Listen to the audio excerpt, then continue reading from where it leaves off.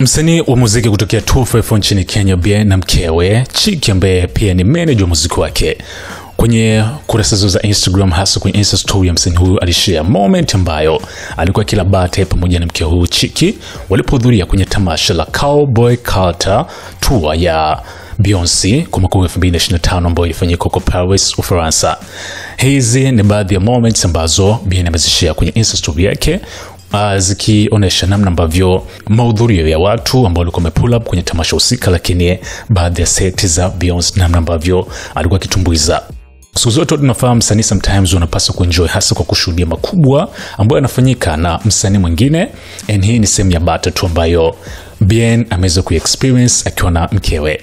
Utafahamu Beyonce amekuwa na wakati mzuri sana kwa kila mwaka kufanya matamasha makubwa, hasa kutembelea mataifa mbalimbali, and licha kuwa wasanii hawa wamekuwa litazamie bara la Afrika, so kwa msanii kutoka Afrika Mashariki kupata nafasi ya kulishuhudia tamasha kama hili inakuwa ni kitu kizuri sana.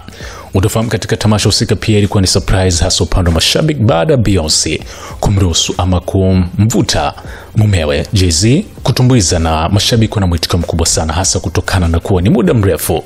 Jay-Z hajafanya matamasha yake mwenyewe, so alipata nafasi ya kutumbuiza ikiwemo single ya In Paris.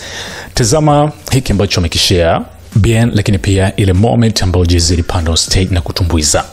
Hii hapa ni SNS Mini Gen Man.